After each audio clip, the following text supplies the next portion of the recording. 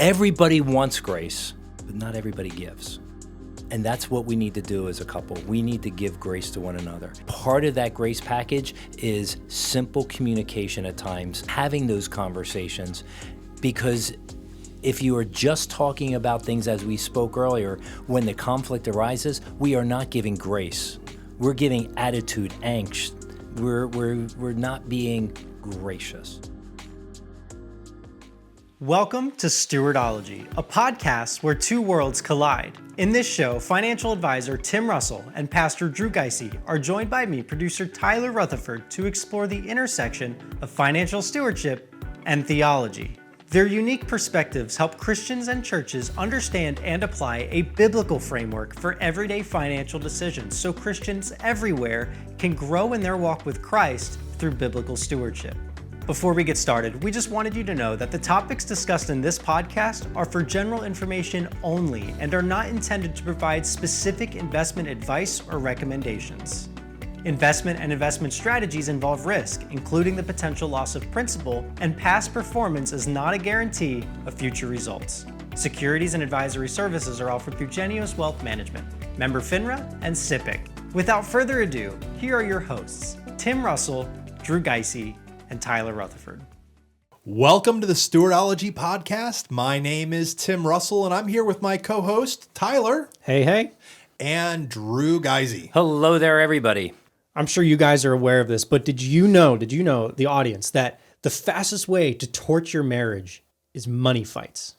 Money. Well, a lot of us think more money, less problems, right? Well, no, the reality is most marriages that end in divorce, it comes back to money problems being the root source of tension. And the reality is, it's not even as much about the money as it is about the communication around the money. How do we communicate well? Now, here's the reality. You don't need to have a budget conversation around every single latte or every single light bill that comes in. You need to agree on the big picture, and you need to agree on the method on how to get there. So today, what we're talking about is how do you talk to your spouse about money and money goals? This can be hard. We've just entered 2026. Crazy that we're already here. And a lot of us think about financial goals. A lot of us think about what do I want to accomplish by the end of this year, and what do I need to do maybe every month or every quarter to reach those goals. And if we're not aligned with our spouses, the reality is we're going to fight. We need to stop fighting over money. We need to stop fighting over this tension. We need to figure out how to communicate well. So today, it would be fun to talk about some battle-tested ideas as we have worked with people over the years to work through some of these money communication issues and challenges. How can we start communicating well with the people that we love the most in this world about money? Yeah. So why is it so hard to talk to our spouse about money?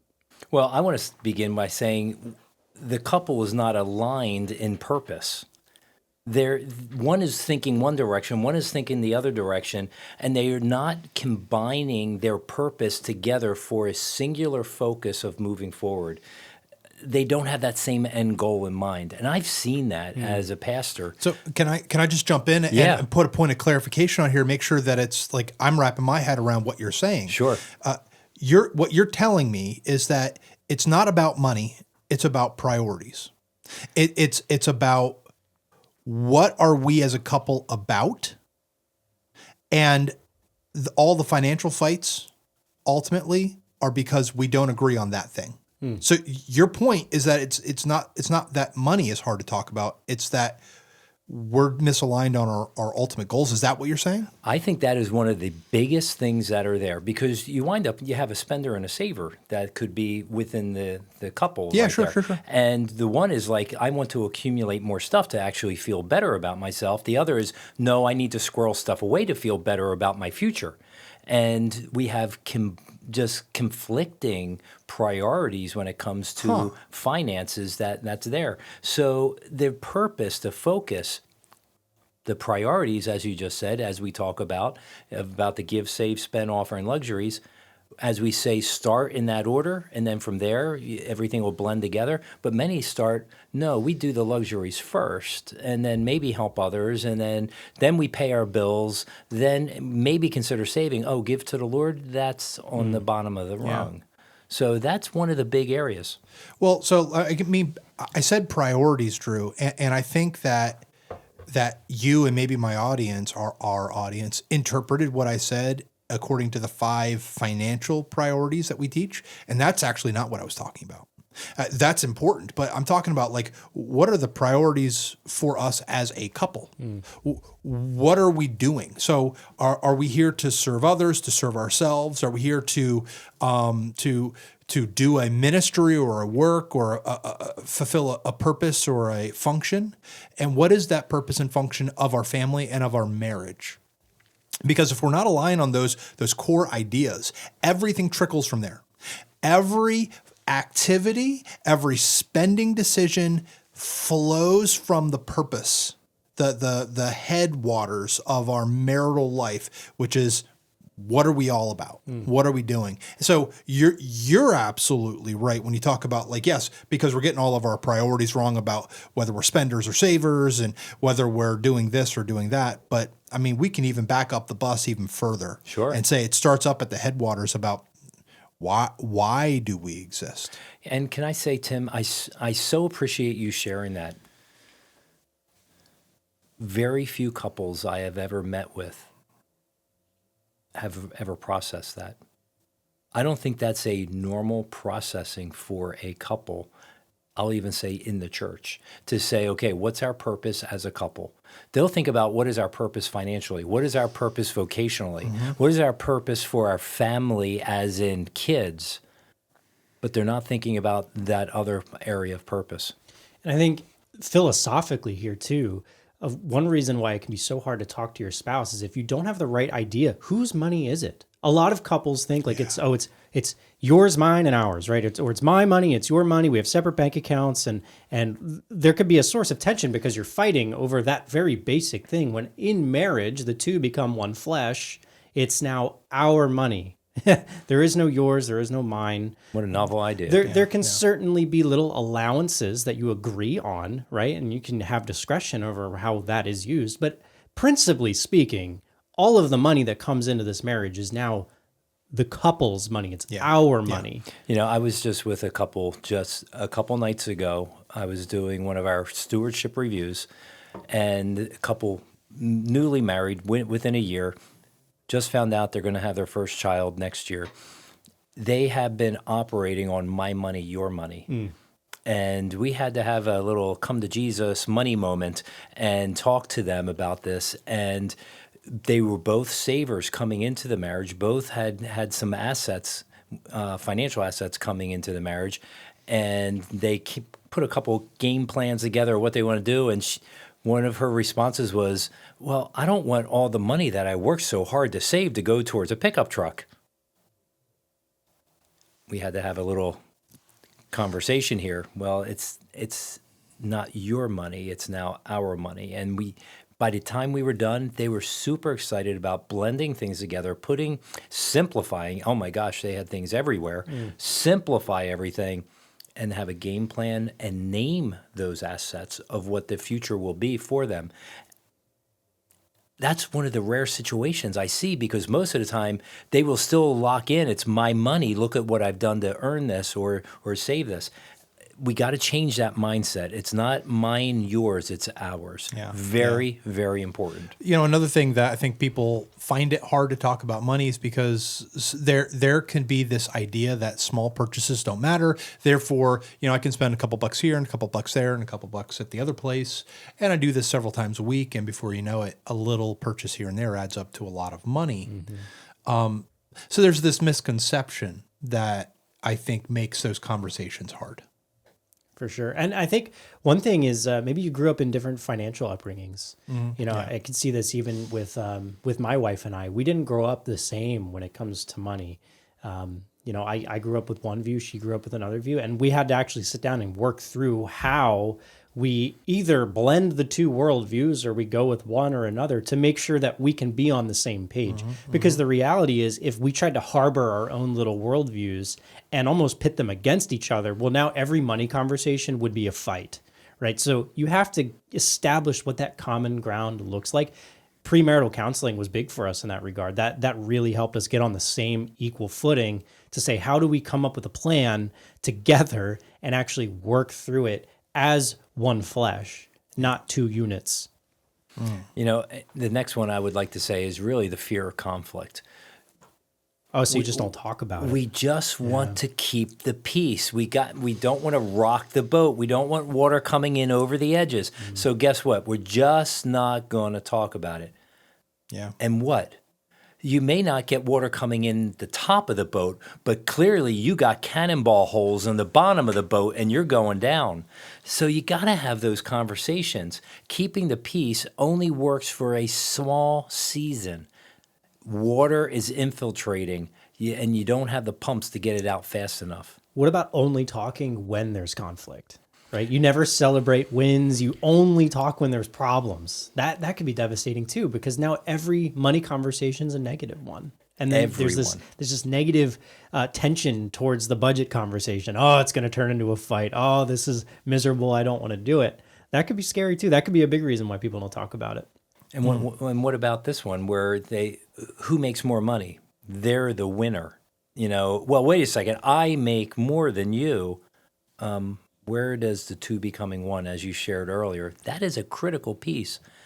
It can't just be words on a page in Scripture. It has to be actions in our lives that we have committed to before the pastor, before the congregation that was there at our wedding, saying, when we heard that the two will become one. That's true. Let's make that happen. So we've just established there's a lot of reasons. We probably missed some too. Oh, this is definitely not exhaustive, but there's a lot of reasons why people don't talk about money in their marriage.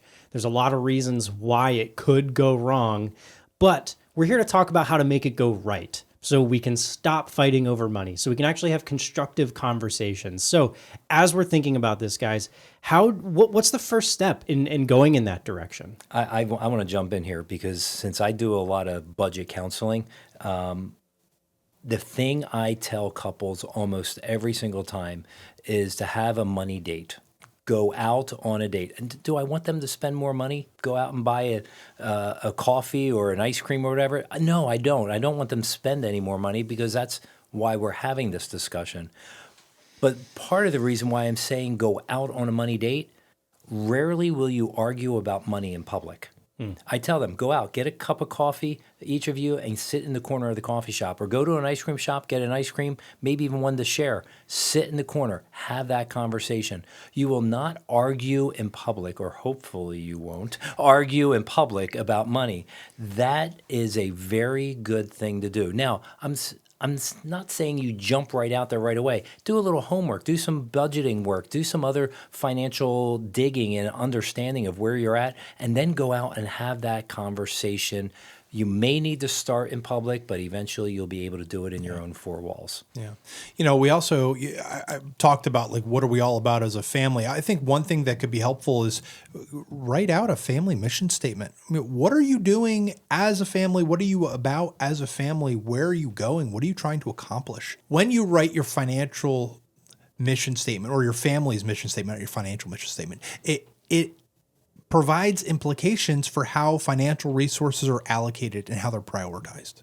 So let's spend some time thinking about what are we here to do? And then use that as a communication foundation for your entire family, not just as a couple, but also how do you talk to money as your kids? Not that, hey, do you think money grows on trees? Instead, we're like, well, our family is about this. And this spending of money will prevent us from being able to do that through, these other means. So that may be helpful. I think it's also important to know, and it's connected to what you just said, Tim, what's coming down the road 5-10 years from now? Where do we see ourselves and how do we see ourselves operating? Because the reality is if we don't know where we're going, we're not going to go anywhere at all. So if we have this goal, 10 years seems so far away. two things to that. One, yes. Two, it'll be here before you know it. But three, in order to meet those goals, you have to know what you're doing this year to set yourself up to meet that goal. And so as a family, think about that plan, because that's going to help you get aligned to, okay, how do I make decisions now to set us up for that? Well, that kind of goes back to the episode that we released about a month or so ago, where we talked about plans are worthless, planning is everything. Yes. And that's, so when we talk about what is your 5 to 10 year plan, I don't need you to have answers for everything. I don't need you to know perfectly where you're going to be financially and where your life is going to be at in 5 years. But the process of planning that out, the process of making goals and setting objectives is critically important to helping you actually accomplish anything. And then you also have to recognize that you hold those plans loosely. When my wife and I were in college, we were getting married. We had a plan and a vision for our life. We were going to do mission work. I went to seminary to study to be a theological educator. My wife was going to do medical missions, maybe become a doctor, a physician assistant. She wasn't really sure exactly how she was going to go, but she really knew since she was 10 years old, 12 years old, she wanted to catch babies on the mission field. And our life looks vastly different than we ever expected it would look like. We're not on the mission field in a foreign capacity. We are on the mission field in a local capacity. Amen. So we're not doing the same things that we envisioned, but that's okay. God is using those plans to get you to take the next step so that he can get you where he wants to be. What's important is that he knows where he's going to have you in 5 to 10 years. Mm-hmm. What's important is that you make your plans and allow God to direct your steps. That's really good. Well, now I think that opens us up to our next point here, but we have to think through our next steps. We have these near and far financial destinations in mind, and we have to think through how we're going to accomplish these little goals like we just mentioned. So for example, maybe it's reducing debt. In order to become homeowners, we got to reduce debt. Or in order to go on the mission field, we have to get rid of our debt or something like that. You have to know what you need to do in order to get to that next step. Maybe it's saving for a car. I mean, we all drive cars here in the United States, practically. Can I just jump in? Please. I could not. Just last night, I was driving to go see my friends in Quakertown, and I drive by a couple different car lots on the way. I'm always looking over. I could not believe the cost of some of these used vehicles with the high mileage that's on these used vehicles that are being sold. $10,000 for a vehicle that has 180,000 miles on it. It's just crazy money. So yes, we need to save today for the vehicle we want to have tomorrow. And if we don't, debt will be that big thing, because even used vehicles are commanding a very high price today. Amen. Wow.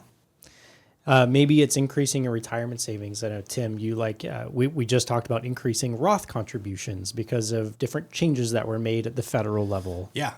Add more to your Roth IRA this year. You have extra $500 you can add. Yeah. And maybe your goal is to increase your generosity, right? Maybe you want to maybe you're just like starting out your tithing journey and you want to figure out how to get to 10% or more. Or maybe you want to figure out how can I meet the needs of my church through tithing and also give generously to other organizations that I'm passionate about. Generosity, we've talked about in the past, it's like a muscle. You got to keep flexing it. You got to keep working on it. Otherwise, it kind of goes stale. So these are all things that you can think through as your next steps to meet a greater goal. So some tips to be able to get you moving in that right direction and keep you moving in that right direction. Yeah. Number one, track your progress. Use a budget. Talk about things on a regular basis. It doesn't have to be a full sit-down 1-hour conversation. A 2-minute, 3-minute, 5-minute conversation can help move things in that right direction. Will you need that 15, 30, 1 hour? Probably. And don't avoid those. But maybe you need to start small and get those conversations going and then have those check-ins on a regular basis. Yeah. Another thing is you really do need to celebrate your wins. Amen. If you were able to keep to your budget for a month, celebrate that. If you were able to accomplish a goal, maybe pay off a debt or something like that, reach a savings goal for your emergency fund, celebrate the victories. Rather than making all of your conversations about problems and the negative, celebrate the good. Use an allowance even. My wife and I find this very helpful, even if it's just a little bit, to say, hey, here's some coffee money, or here's some whatever, like go use this however. It gives them that little scratch, right? It gives you that little freedom. Rather than making your budget feel like this prison shackle that you're just stuck in, budgets are actually freeing, right? So if in your budget you can allow a little bit of money to go out however like you want it to be used, or however your spouse wants it to be used, it allows you to at least feel a little bit more free in that budgeting process. And I want to take this next one too, because I think it's helpful, but have a lot of grace in the process. The reality is, if money is hard for you to talk about, it's probably hard for your spouse to talk about as well. Because if you're the controlling type, your spouse has been on the receiving end of that, right? You think about how difficult that can be relationally. So you need to have a lot of grace and understand that you are two human beings. You're two broken human beings that need grace and need forgiveness, obviously from God, but also from one another as you work through this journey. I mean, Drew, you have an extensive counseling background. What can you share in regards to that? About the grace part. Yeah. You need to give grace. In fact, you jumped in and you spared our audience from something I was going to do. I was going to sing that great song, Grace, Grace, God's Grace. So, and I was expecting Tim to jump in. Thank you, Tyler. Your raise welcome. is My now pleasure. effective. I was expecting you to jump right in there, Tim, because you do have a better voice, without a doubt. So, with this grace aspect, everybody wants grace, but not everybody gives. And that's what we need to do as a couple. We need to give grace to one another. And grace, part of that grace package is simple communication at times. Part of that grace package is having those conversations, because if you are just talking about things as we spoke earlier, when the conflict arises, we are not giving grace. Mm-hmm. We're giving attitude, angst. We're not being gracious. So I can't say it enough. Simple 1-3 minute conversations can be very moving. And then also remember, you want grace, so give much also. That's right. Keep in mind your goals and remind each other of those goals often, so that, again, you're on track. It's not your goals, your singular goals. It's your plural goals. It's your couple goals. So make sure they're not just about you. And then you do need to be ready to revisit and adjust when you get the sucker punches, because they do come, right, Drew? Oh, yes. We'll talk about that in a couple episodes. Yeah. So if you're married, you need to be able to communicate clearly and often, especially as things change, as goals need to reflect the new realities that you're facing. Work on them together. Don't make unilateral decisions, but come together as a couple so that you can make the modification. I've said this before. I like to say when it comes to the budgetary changes, if you're married, one of you cannot make big decision changes without having the other one part of it. You cannot do that.